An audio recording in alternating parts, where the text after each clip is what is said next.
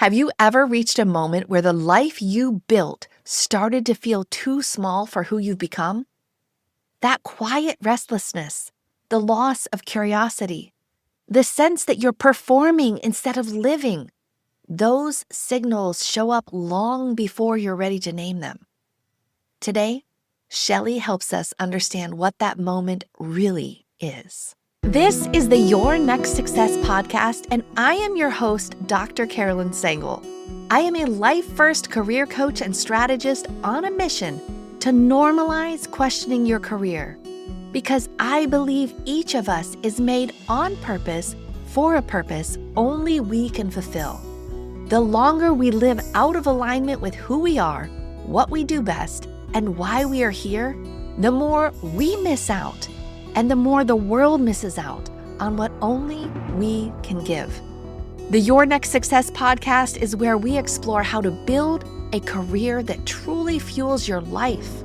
We talk about self-discovery, smart job search strategies, professional growth, and you will hear stories from people who have navigated big career transitions themselves, so you can create a life-first career and become your own version of authentic success, one that is aligned, meaningful, and truly yours. Today's guest is Shelley McIntyre, a reinvention partner for Gen X professionals who are fed up with corporate life and ready for something that actually fits.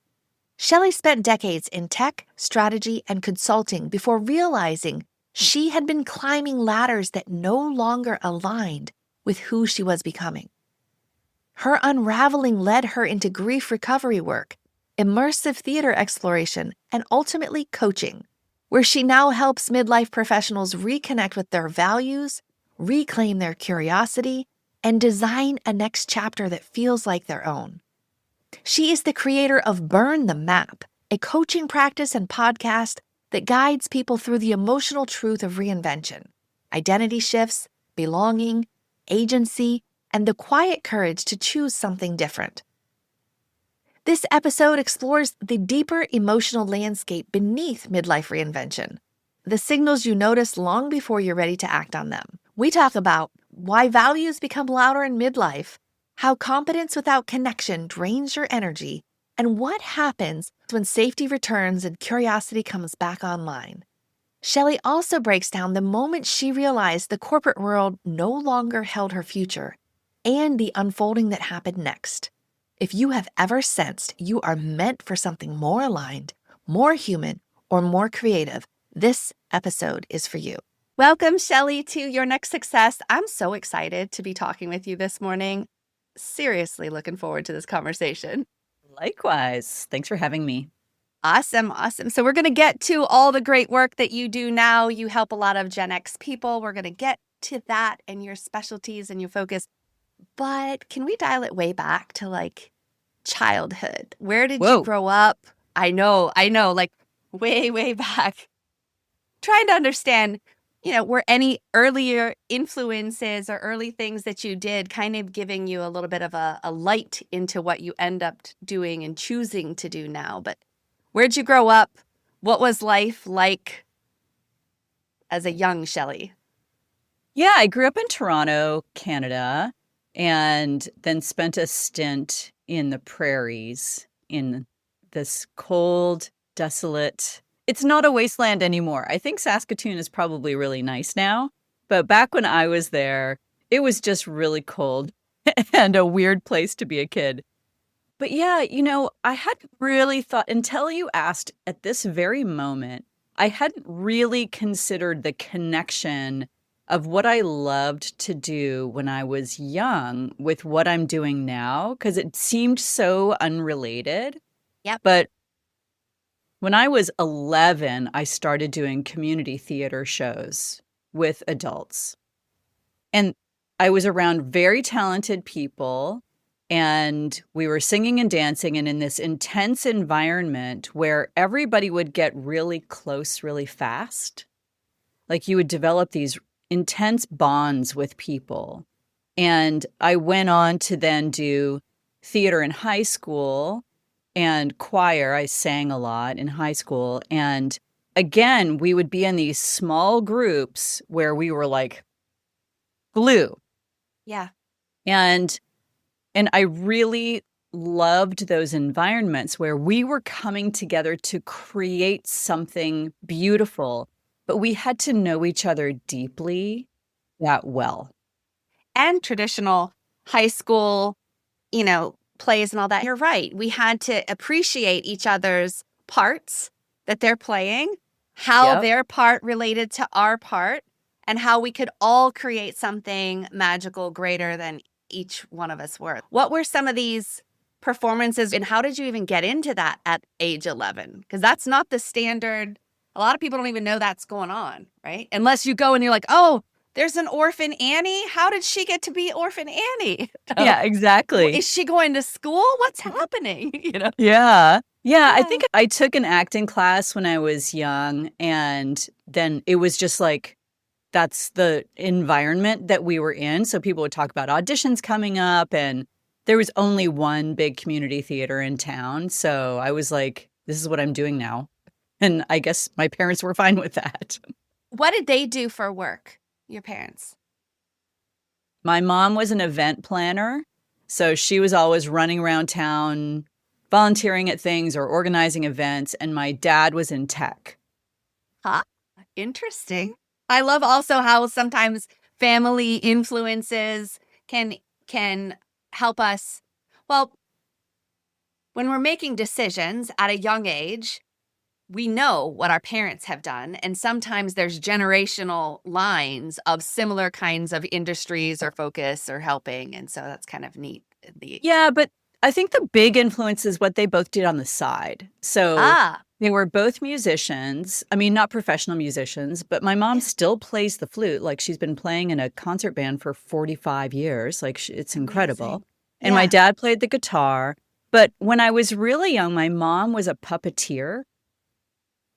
Yeah, So- she was with this in Toronto. She was with this junior women's opera committee that did puppet shows, like operetta puppet shows for kids, that like the kids of the people who would come and attend the opera.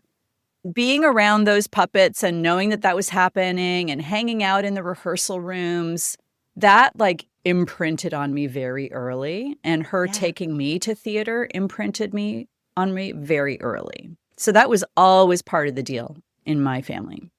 Do you play any musical instruments? I play the piano poorly and the ukulele even more poorly. Yes. But do you have fun while you're doing it? Yeah, I mean, I played piano for a really long time. I took lessons for a very long time. And I think because I learned classical music, I developed a great love of classical, but I could never really sit down and just plonk something out. Yeah, yeah. Like I didn't learn improvisation or jazz or how to like be loose and have fun with it. So I always had this like attention relationship with the piano. Like I've got to get this right because this is how this goes. Because I'm going to an adjudication and will be evaluated by strangers. Yeah. Yes. Interesting. Yep. Okay. So as high school kind of went on and you were trying to consider, whether to go to college or not, what to study, tell me a little bit about that phase and what went into it.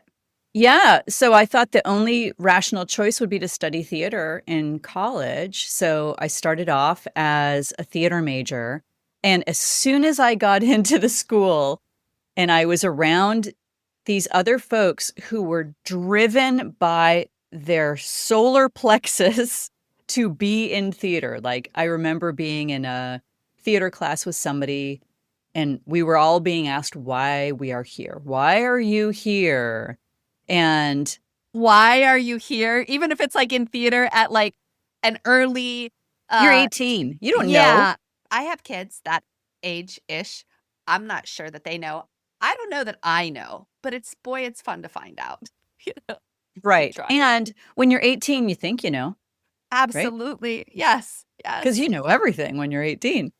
So, but I recognized like I was seeing all these fellow students and they were like, I must act. Theater is in my soul. This is the only thing I can do. And I looked around and I was like, oh no, I'm in the wrong place. I do not have the same drive that all of you have. And so I thought, I need to get out of here. So after a year, I got on a train and I moved across the country to Vancouver and switched schools and kind of leaned more into the communication side. But once I got there, then people were talking about like it was a very crazy political program. And I just didn't understand it. I was not down with it. And I thought, I've done it again. I still haven't found my place. So I bounced around a few more times, ended up getting a degree in business because it just seemed like, well, I'm here and this department is here and it seems practical and I guess I'll do this. Mm-hmm. Okay. And so were you getting paid for work during any time of the collegiate experience? Did you do any internships or try it out, or just after you graduated, then what? Oh, no. Oh, yeah. I ended up in New Mexico. Okay. Because I followed a boy. And so moved around a bunch, ended up in Santa Fe, New Mexico. Oh, At no, least it wasn't cold. gorgeous. Yeah. I mean, in the winters, it's at 7,000 feet, so it's a little chilly, but still, it was a beautiful, beautiful place and ended up getting a business degree there. But the whole time I was at that college, I was working for them full time. So I got a job in the film school, being like the department administrator. And that was actually my first full-time job, where I worked full-time during the day and then also took classes in the evenings and fitting them in. So were your classes free because you were working for?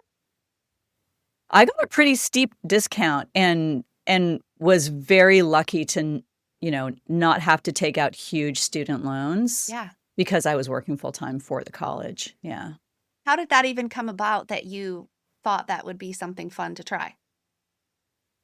Well, I started as a film student and I was also supporting myself. So I had to work.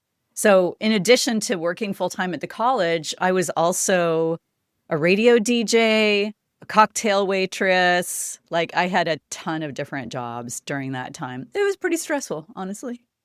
Yeah. And they're also all dealing with people in different capacities and allowing you to understand a variety of what's happening on the surface. And for those that did get close to you, deeper down and how to relate to them. So it's like you're still building these tools that are so fundamental. Yeah. And I mean, developing relationships with people in the college was great. I had a particular relationship with my listeners when I was a radio DJ, because I did that for a long time too on the side. Yeah. They didn't necessarily have that same relationship with me, but they felt like they knew me because they were so familiar with my voice and I was so consistent. And I remember like the cocktail waitressing was so transactional that I was terrible at it. I never loved it. I didn't have the relationships. I couldn't talk to anybody. It was just people giving me orders. And like, it was not for me. Right. So you're still learning, because I feel like there's clues all along the path. Some of them we just kind of override and as not important, not needed. That's not what I'm supposed to do. And so we kind of go through life until we reach, hopefully, an age or a stage where like, you know what? Enough already. I just want to be different. I want to be me. Yeah. And I will say that if that takes 30 years, it's okay. If it takes 60, it's okay. If it takes 80, Absolutely. it's okay. The day that you start questioning is the day that you're giving yourself an opportunity to learn a little bit more, and nothing wrong with. Absolutely. There's no right time. Yeah. It's just what's your time, I think. Yeah. Yeah. I think a lot of people fall into the trap of looking back at previous decisions that we've made. Like I look at, taking particular jobs or being with particular people, and I judge the decisions of past me using the wisdom of current me. And it's not fair. Right? Yeah. And I also went through that judging I think everybody does. It's quite natural. Now I'm more like from a compassion. Oh, yeah. You thought that was what you had to do. I see. It's okay, little me. Come on Yeah. over. We're out of that Yeah. now, you know, but Yeah, and the decisions that we made when we were younger were adaptations to our environments and our upbringing, and they made complete sense. yeah. Well, or they just seem like what you had to do. I'll think that the lens has, and I'd love to hear your view on it. My view is at any career transition or something of that sort, a lot of times people are focusing on the salary, the title, the location. Cool. And there's more below the surface that's more like, where are you in your career development stage? Are you open and 18 and everything is a possibility and you're willing to try it? Or are you 50 and you're like, no, I know who I am a bit more and I will not do that and I will do this. Yeah. And then there's abilities. So how were you hardwired? What are those things that give you energy? Take it away as far as how you're built. The skills, the things you spent time, effort, and energy to learn. Your interests, those fluctuate all the time. Your personal style, are you an introvert, an extrovert, a generalist, a specialist? How do you communicate? Because that can influence, again, your energy and how you're showing up at work by just being who you are and how well that's fitting into the role that you're in. Your family, the one you came from, the one you have now, your goals, your values. So my lens is like, let's look at all of these things over a set period of time and really see how they're in any one of them can influence your decision, but all the others are also coming into play. If you realize later something's missing, something's not quite right, perhaps one of those other areas needs a little light to understand. Yeah. And I love that you kind of mapped out that whole framework so clearly because I think in hindsight, we look back and we're not really aware that some of these things were coming into play and some of them were in shadow. Yes, at all, at all, at all. How do you usually look at that, at the framework when you're trying to help somebody? I know we're skipping. We're going to skip up, back, and around and sideways, just like a real conversation. I'm good with it. I definitely start with what you value and how you know you value it. Uh-huh. Because, we can say, oh, I have these values, and you can, pick 5 words from a list and say, those are tidy and sound nice. But unless you can prove it out with your behavior and behavior that can be observed by other people, then you're not really living into it. Yeah. So, what are the values that you have that are evidence-based, Yes, essentially? I see. Yeah, not just the ideal, but how well are you demonstrating that value on the regular, right? Yeah. So back in a few years ago, I would say I value my family so much. My husband is the most important relationship to me, and oh, I'm the mother of 2 children. I love them so dearly. That was a statement, and it was a value. And yet, what I was displaying was putting everybody and everything else work-wise ahead of those relationships, yelling at those people and expecting them to just always be there and love me anyway because I'm either the wife or the mom. And boy, they should just keep rooting for me and understand that what I'm doing is important. Reality, What right? was that like to realize?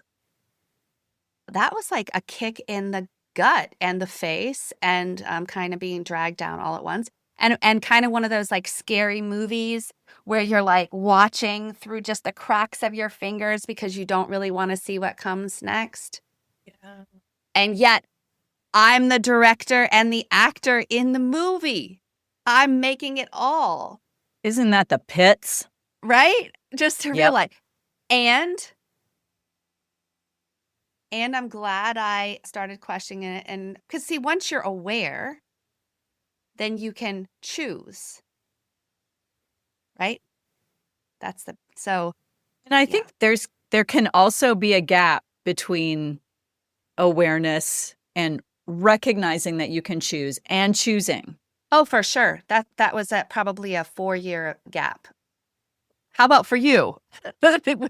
So let's catch people up. So you work at the film school, you get a cool degree and in business, and then what? At what point do you transfer out of that and then go into some other entity, and what do you choose to do in those instances? Yeah, I followed a friend who I was living with in Albuquerque by then, and she wanted to move to Seattle. So we moved. And it's funny, I heard that you had Tigrilla Gardenia on your show not that Know her? long ago. Yeah. Yeah, we worked together at Real Networks 25 years ago. Oh, how awesome. And how cool how you both have blossomed. Because sorry, can't bring her, into this space. That's cool. And had you kept up with her all those times, Yeah. or did you just see her on Podmatch and you're like, hey, neat? Yeah, I've been aware of what she's been up to over the years, but we haven't kept up. It was fun to hear her on your show. Oh, that's awesome. Yeah, I enjoyed that. And I'm like, wait, what? Like, if you watch the video part of it, you can actually see my mind being blown at sometimes because I'm like, this is not something that I knew. Oh, wait, okay. There's an underground rave kind of party scene. What? Okay, plants make music. What? There's some magical place in the mountains. What? Like, just it was a fun. If anybody hasn't listened to that, after listening to this episode with all the wisdom and nuggets that Shelley's bringing down, feel free to do that one later. So, well, that's cool. Okay, so what was your role at Real Networks then? And A bunch of different roles and ended up doing like content work, helping create like this animated film festival. It was just all over the place. yeah. It was very fun. And I went on from there to do other jobs in the tech world and then moved into a consulting role, which was also fascinating and fun at this little boutique consulting company. And What were the problems? Like at the consulting company, what were they consulting about? Oh, so we did a lot of work with Bill Gates and also the Gates Foundation. So we were looking at really big systemic issues in, financial services for the poor in Africa and global agriculture and education and social services. Like it was all over the map, but it was fascinating. It was fascinating work. And seems like you could kind of draw the line between what you're working on actually is making a difference and impact and has value. Or is that just my That's the rose-colored hope. glasses? That's the hope. Okay. And then it's still a corporate environment? This is the other kernel of what I'm doing now, I believe. Okay. So one of the things that I noticed when I was working in consulting and frankly in my previous tech jobs too, is that we would work for a long time on creating some kind of strategy or some kind of product that could be rolled out and solve a lot of problems. And so, for example, we would work on a strategy for a year with the leaders of an organization.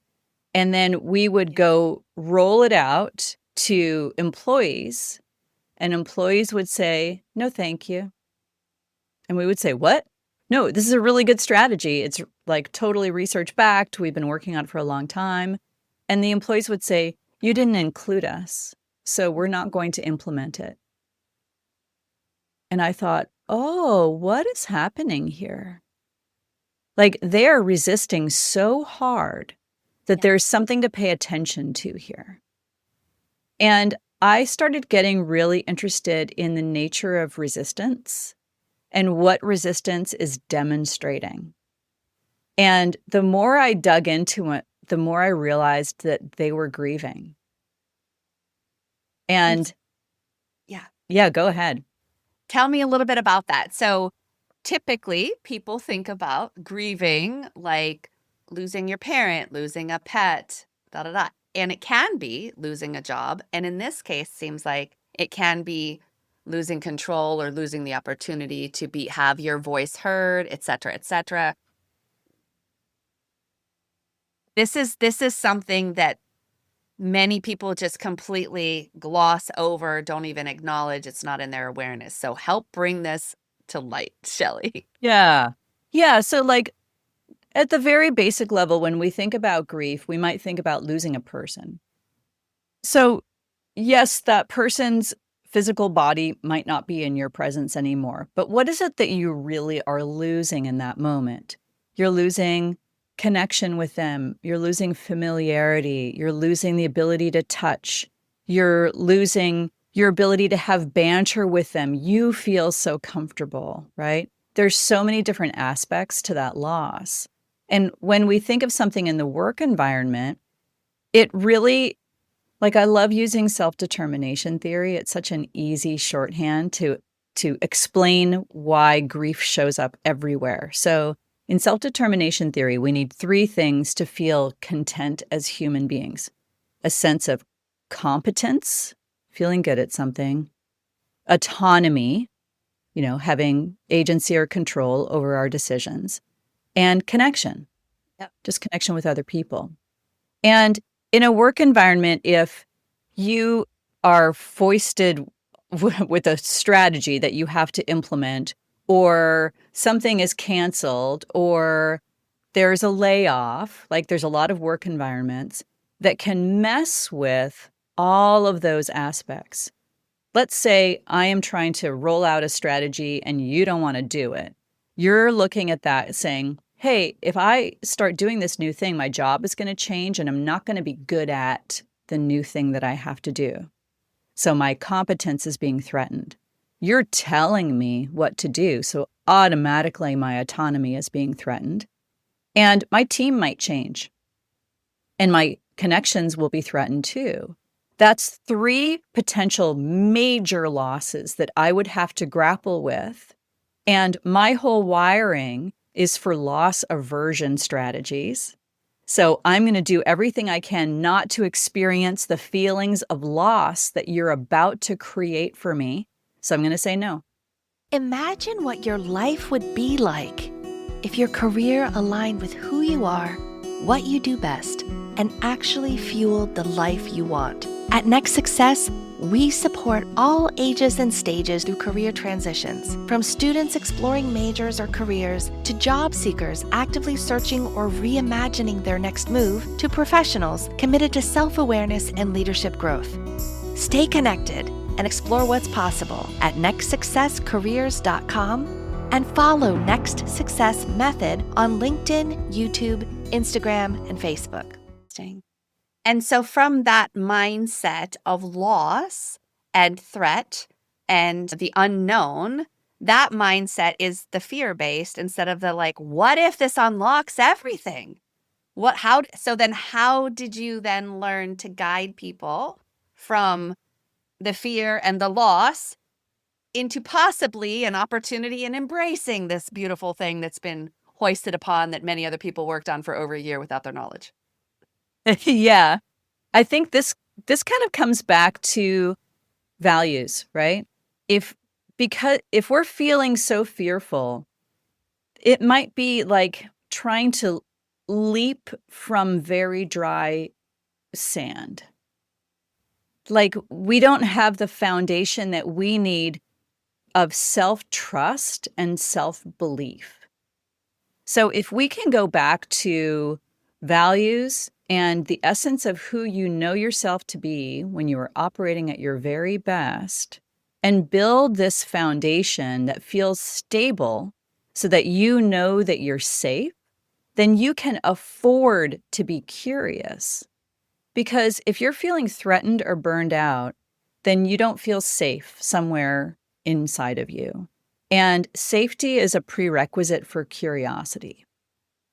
So we need to build up those resources internally to build that safety, which allows us to layer on confidence and curiosity.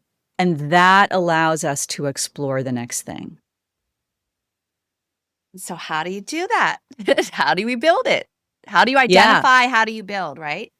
Because there's so many, every behavior is a reaction to an unmet emotional need.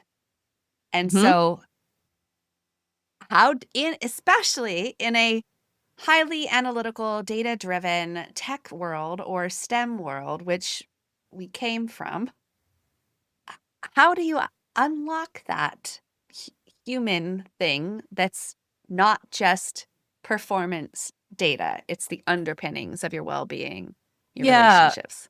I mean, in addition to values, I always take people through an essence exercise where I have them go out to other folks that they know well and ask them, what am I like when I'm operating at my best? And they will tell these beautiful stories about that person. And that shows us, that gives us some evidence, again, because we're going to be data Yep. driven, about who you actually are at your most, joyful and productive and flowy, right? Mhm. So we get some of that evidence. We do a values exercise. We might do some other assessments to sort of build the slurry that will become the foundation. But then another really important thing, and especially this comes for people in the corporate world, we need to look at the assumptions that we've been making about who's in control. What Yeah. power have you been giving away for a really Yep. long time? Because the system has been designed this way Mhm. for you to give your power away. It operates because of that. Mhm. So if we can see that we've assigned a parent role to our managers and our companies, and we keep expecting our parents to take care of us, then we're going to be continually disappointed and resentful. So we need to look at all the bits of control we've given away, where our competency truly lies. And if we have the opportunity to exercise that competency, like I talk to a lot of people who are very good at budget spreadsheets, very good at them, and they hate them beyond measure. So believing there's a Yeah. misalignment to deal with. Yes. Yeah. You can do something, you can do it really well. You can even get awards. You can be recognized for all of those things. And just because you do it well doesn't mean you have to continue to do it or that that's your only thing that you do well. Yeah. And there can be a great sense of emptiness and loss if you're mainly exercising your competence on things you don't like. Absolutely. And it's Yeah, okay if you used to kind of like it and now you don't anymore. That's that's okay too. right. That's You right. know? And then this is where people who come to me say things like, I used to really love the guitar, and I read a lot of magazines about car repair, but I don't have time to repair cars. Yeah, because that's But all of these frivolous. they're all Yeah. signals. They're all Yes. little twinkles for us to Yes. pay attention to. Yeah. And especially if you, let's say somebody's experiencing that right now and something just flashed of, oh, I did used to like this kind of thing. I love experimenting. What if you experimented and tried it for an afternoon, or what if you tried it for an hour? And then how do you feel after it? Do you have more energy or not? Are you kind of Yes. excited? And can that propel you? Sometimes that's the thing too. People will come to me. Some change their jobs, some open a company, some just continue doing what they're doing. But then they may build in other outlets outside of what they're supposed to do and have fun things that they can do that then give them enough momentum to continue on with the thing that they decided they need to keep doing for X period of time for Y reason. Yeah, I love that. And that kind of points to the idea of like how much work does your work have to do? Are you making your job be your BFF?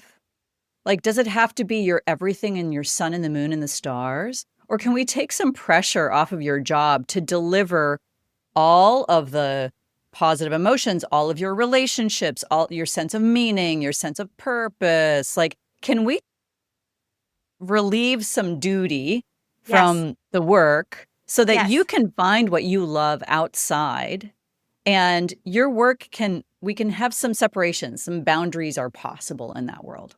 Yes. Who am I if I am not what I do? That was a question that I had, right? And Oh so yeah. now part of what I am trying to do when somebody is ready and aware and willing and wanting to take themselves on the journey of them, who they've been their whole life, by the way, but unlocking. But how can we make a vision for what you want your life to look like first? And then how can your career fuel that life? Yeah. Whatever that is, whatever your vocation, whether you're paid or unpaid, but how can you make it, design it for you that you are ultimately in control of who's getting your time, effort, and energy, and how you're recovering your time, effort, and energy so that you feel you're fulfilled on your own first. Right? Yeah. Oxygen mask on you, then help others. And did that ever seem counterintuitive to you? Like when I was a let's say 20 something, no children. I'm like, well, duh. Of course you'd put your oxygen mask on yourself first. Who would think of that? And then one of the first couple times that I flew with little people that I helped create, I was like, wait, what? What do you mean put it on Yeah. me? Like I have to give everything, all of me to this person because I'm now this role that they're counting on. And I forgot, or I consciously chose not to count on myself and give until there was nothing left to give. And then I didn't even know who I was. Did you ever have something Sure, like that? because especially in the corporate world, we're all rewarded for that selflessness. Yeah. And Yeah. boy, even the word selfless, it requires the complete absence of myself. Yeah. Okay. But I remember getting kudos from managers for sending work emails at 2 a.m. Yep. Oh, I see your dedication. Really impressed. Yeah. Like, what? No. Yeah. But of course, years can slip by in that mode because we're rewarded for it. We're given all of this validation, and we're also in the trenches with other people who are doing the same thing. So it's normalized. Yes. And so what were some of the triggers or experiences that you went through where you shifted from working for others to now working for yourself? What was your story in that time? Well, I started being not very good at my job anymore. I Explain that. Yeah. wasn't as dedicated as I once was. I noticed that I didn't have the curiosity needed to do a job well. Like I would get into a particular role and I would see my coworkers reading strategy books at night and reading all the business books, and I didn't want to read any of them. I didn't want to learn the stuff that I really needed to learn. Was it the same feeling as the theater days when they were going and asking why the people were in theater school? And oh, these people are slightly different than how I'm feeling and Yeah, experiencing this? I think there was a little bit of that where, these new people would come into the company and they had their fresh MBAs and they knew so much more than I did just about the business world and new trends and how to do analytical blah blah blah blah blah and I did start having I'm not like them. Yeah. I think they're also trying to prove themselves a bit. And you're more like, maybe you're no longer proving and now you're just embracing and becoming. Yeah, that could be, but I also saw that they loved it. They really loved what they were doing and they were really interested and curious. And Gotcha. it was the curiosity part that I was cueing into more. Like I would get into a role and instead of doing everything that I could to learn about how to do that role well, I would just panic. What did it show up? What is panic besides a word? How did it materialize for you?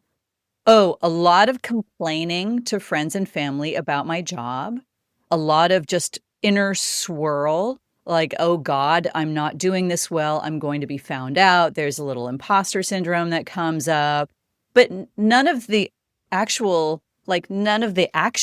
that could have helped in those moments. I didn't want to. And that had to come back, come down and realize oh, I'm not learning because I don't want to. And once that was lodged in my brain, I thought, I gotta go. I have to go. I don't know what I'm going to do next, but it's time to go. And so did you choose to leave? And how long between that realization and leaving for you? I took a sabbatical in before my last year, and I started really getting out there and investigating areas that I thought were interesting. And that kind of brought me back to like the world of immersive theater and who was doing cool stuff and what meaningful conversations were happening out in the world.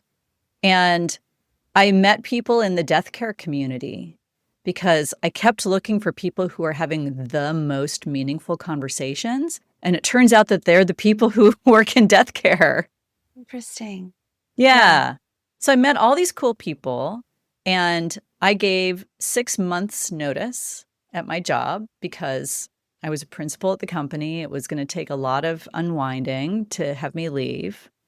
And I thought, okay, well, I'm going to explore this world of grief. I'm going to maybe explore immersive theater, but I'm going to take some time off. Maybe I'll get another job. I didn't really have a clear plan. And then my last day was at the start of the COVID lockdown. I want to get to that. But also I want to get to this, like, what does it mean I took a sabbatical? Like, were you working at a college? Professors get to take a sabbatical where they just get, after working a long time, and then they get to go do some fun thing. Like, does take a sabbatical mean you said something and somebody paid you to go explore and do stuff on your own? Or take a sabbatical like, I invested and screw the money, I'm just going to do me? Help me understand a little more on what that. Yeah. So some companies now, after a certain number of years of service, will give you like 4 weeks off. Oh, wow. And they call it a sabbatical. And so how long was your sabbatical? Mine was a month, I think. Yeah. Okay. I feel like, is that enough? But hey, it's a cracking open. All right, that's cool. And that's in addition to, because you had reached some level that was in addition to regular vacation, you got to have this extra fun perk as a thank you so much, atta girl, for all the 2 a.m. emails. Such an incredible benefit that, I mean, yeah, my husband's company does that too. Every 5 years, you get a month off. Oh, that's cool. Cool. So I traveled all over the place and went and saw tons of theatrical performances, and it was great. I did a lot of traveling in my sabbatical. What are some of your favorite, like, if you had to have your top 3 performances, theatrical performances, that if they were playing anywhere within a 4-hour radius, you'd be like, I have to go see this again? Yeah, and it's going to be ones that no one has ever heard of and will never be staged again, but I'm going to say them anyway. Okay. I flew to London to go see, so you remember the movie Casino Royale, the James Bond movie? Yeah. There was an immersive theater production of Casino Royale where they built a set in a airplane hangar outside of London that replicated sets from the movie that you could walk through. Like there was a boxing ring with people doing fights in the boxing ring. There were like casino tables where you could play poker. And there was the MI6 control room, and you were all put on teams and you had to navigate around. And then at the end, you kind of file into this other auditorium where they screen the entire original movie, but it's supported by actors acting out some of the scenes in tandem with what's on the screen. Like, it was incredible. Cool. It was an incredible production. I'll never forget it.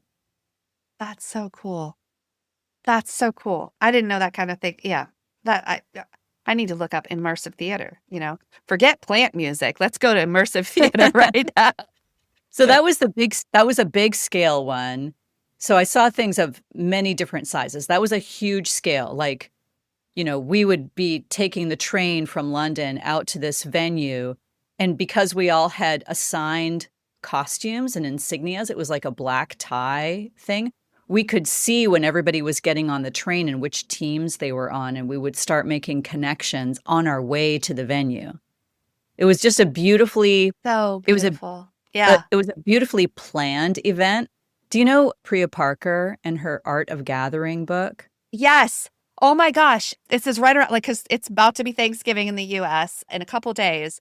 And a few years ago, I was introduced to that and I was like, yes, I want to set my intention and forget the food. There will be food, but that's been ruling not just my Thanksgiving, but other things of Yeah. let me enjoy these people here and Yeah. be And I think it's present.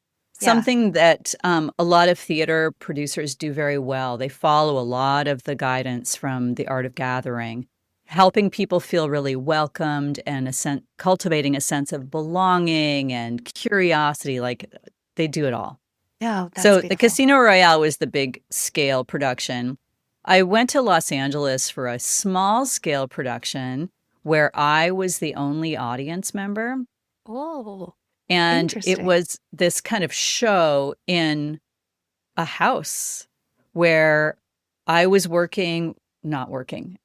I was participating with the creator of the show who did a scent-based storytelling performance where it was it was incredible. Like we would tell a story together and it would be accompanied by particular scents.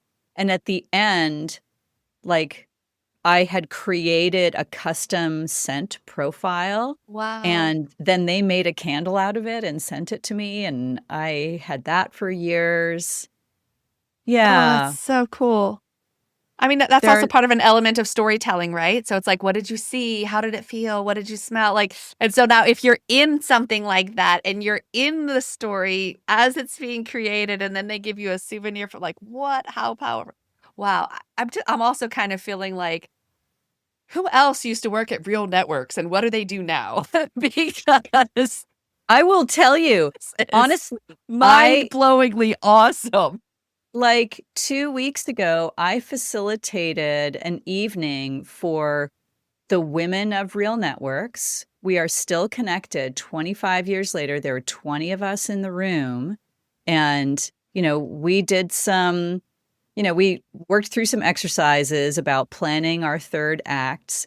But these, we call it in Seattle, we call it the real mafia because the people from that company have gone on to the most fascinating, incredible Yes. careers and lives. I have a data set of 2. And I'm like, I can there's connect you with 5 other people who'd give I you would amazing love reviews. it. I would just love it just from my sheer fascination with people, their lives, their stories, and all the amazing things that I never even knew could be thought about. That not only could you think about, but some people have done and focused parts of their lives on it. It's like, what? That's Yeah. amazing. Okay, thank you for sharing a bit about those kinds of things and mental note immersive theater. Look into that. Okay, so now it's COVID. You've decided you're leaving to go out on this bold journey of building, and did you like full force be like, I'm gonna be an entrepreneur, build my own thing? Or did No you just way. say, I just can't do this anymore and I'm Yeah. gonna do something else and I'm gonna figure it out as I go? What was your Yeah. I was ready for a little break. So my plan had been take a break and do a bunch of traveling and see some more oh shows and then maybe look around and see if there's a job that I might like. And then everything grinded to a halt, of course, as we all know. yeah. And so I thought like, well, I guess I'm learning how to make yogurt and cleaning all the filters in the appliances in my house. And I guess I'm sewing face masks. I sewed, remember before we had Yes, like yes, yes. N95? Yes, and Yeah, I did you sewed Marie like, Kondo? I had Marie Kondo was around that phase too, right? Or was she the year before? But I started folding my stuff vertically. oh, I'd nice. already knew how to make yogurt. My husband's from India originally, so we went through that phase. And sewing the masks, I wanted masks and I supported other people who sewed them. That was it. Yeah, I sewed hundreds of those masks for frontline workers. Had you sewed before? Yeah, I'd sewn a little bit, but Yeah. boy, I sure got good at some of that Yeah. in that Hey, time. who knows? Okay, so That's interesting. And then what happened? Well, because I had the time and I couldn't go anywhere, the people that I had met the year before in the death care community, they were like, "Hey, Shelley, there's this there's this grief recovery program that you can get trained in pretty quickly, and I think you should do it." And I was like, "Okay." So I took a few online training courses in this thing called the grief recovery method, which helps people navigate through loss in a pretty set program where Yeah. you work through particular exercises and it helps you kind of release some of the feelings of loss that might be sticking.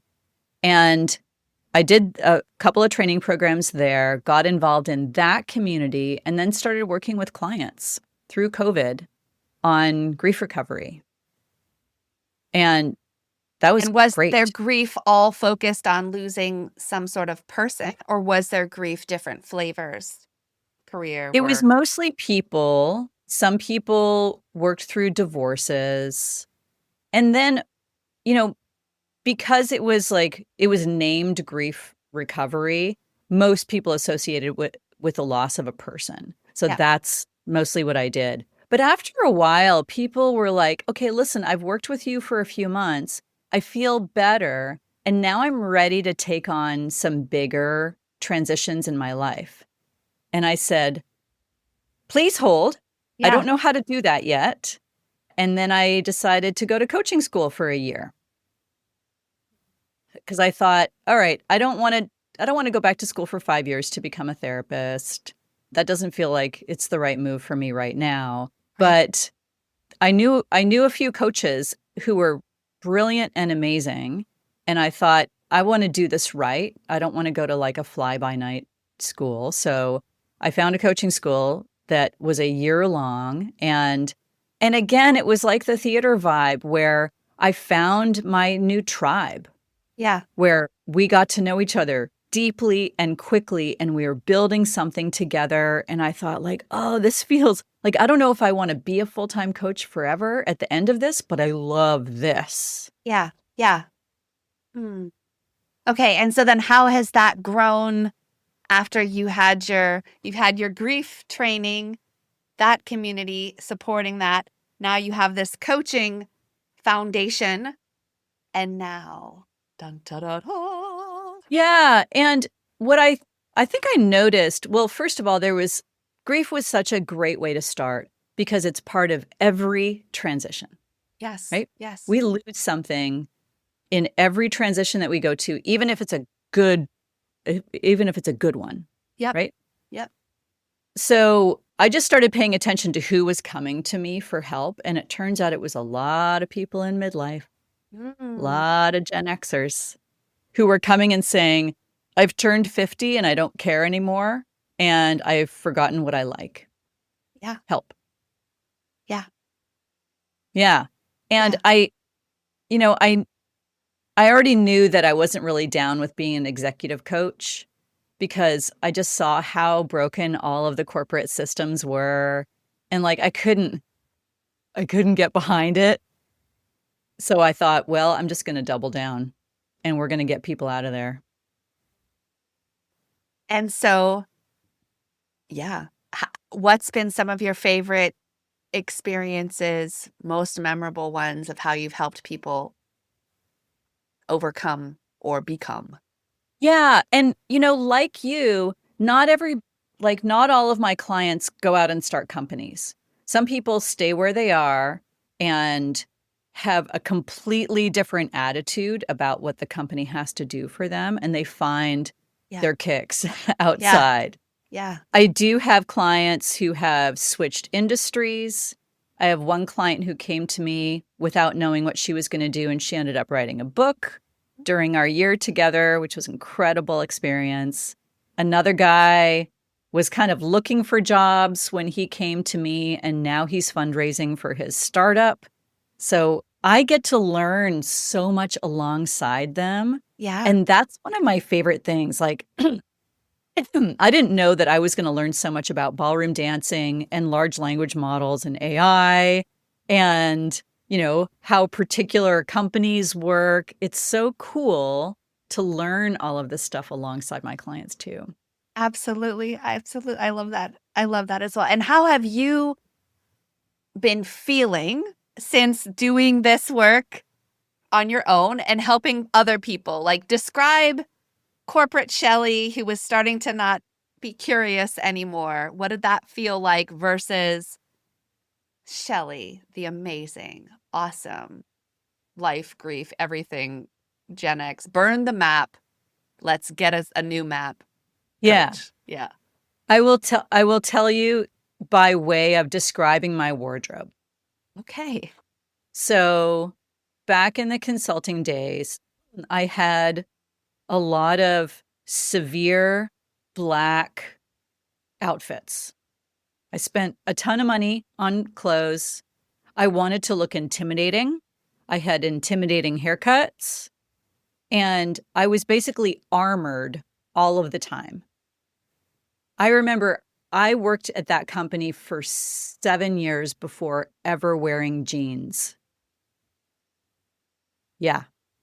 So that was the armored way that I presented myself. And it worked for a really long time. It really worked. And now, like, I can't wear black. That is far too harsh. I can't have anything with a collar up to here. That's not welcoming. Yeah. Like, Yeah. can we like optimize for connection with other people? So everything is a lot softer. I'm still myself. I mean, I can still go out and be hard charging if I need to, but I don't really need to. Yeah. And that feels nice. Freeing, joyful. Has the joy come back? Like, I feel like I put my joy on a shelf for a while and I just kind of occasionally would dust it, but I never really opened it. Like those kids Yeah. back in the day that got toys and they just kept them in the box. Those kids thinking they're going to be worth something. Yeah. But yeah. I had a colleague say to me once, I've just I've decided that joy is for other people. Oh. It just broke my heart. Oh. Yeah. Oh. Oh. Yeah. Yeah, there's a lot I do now that is joyful in my life. Love being in conversations with clients. I love witnessing their transformations. It's like a drug. It feels really great. Mm. And just being able to witness somebody learning so much about themselves and having these moments where they're like, "Oh, I don't have to do that anymore. I don't have to do that anymore." Yeah. Is so great. Mm. And you know, I love this activity that I do called Dance Church, which is Do you a tell? fitness class run by a professional dancer. Okay. What's It's the church incredible. part of it? Like, it's just. It started on Sunday mornings. That's all. Bunch of dancers wanted to work out together. Yeah. That's fun. Oh, that's fun. And you have a podcast now too. And I have Tell a about your podcast. podcast. Yeah. Yep. Yeah, called Burn the Map. And I really love it's 8 minutes long. And I dive into one singular topic. And it's usually around like identity and the shift of identity from who you thought you had to be to who you can be in the future and always were, really. I love it. I love it. Are you going to keep it in that format or are you ever going to have guests and get their side? Oh, yeah, too? I'll play around with it. I'm thinking about switching it up a little in the new year. Yeah. But right that's now fun. it's just me talking. Yeah. Yeah. Yeah. Well, I listened to a couple of those as well. Highly recommend. That link will be in the show notes as well. So, Thank you. how do people find you? Yeah, they can find the podcast wherever there are podcasts and it's called Burn the Map. And my website is burnthemapcoaching.com. And authentic success is something that I try to help people unlock. And that's whatever it means to you, no longer somebody else's definition of success. How do you define authentic success in this moment? I define it as fulfilling what aligns best to your values and your essence and no longer following a map that somebody else drew for you. That's beautiful. Thank you, Shelley, so much. I could talk to you for hours and hours and hours and days and months and years. Thank you for this hour. I really appreciate you sharing your wisdom, your story, your strength, the beauty of the things and the lives that you serve now. Thank you so very much. Thanks for having me. I really appreciate it. Shelley, thank you for bringing clarity, warmth, and depth into this conversation. Your story helps us understand the truth inside midlife reinvention. The grief, the values work, the longing for belonging, and the possibility that returns when we choose alignment over performance. Your presence and your wisdom offer a grounded path for anyone sensing that their old map no longer fits. I am grateful for the work you're doing and the voice you bring to this space. Thanks for listening to Your Next Success with Dr. Carolyn Sangal. Remember, authentic success is yours to define and includes aligning your career to support the life you want.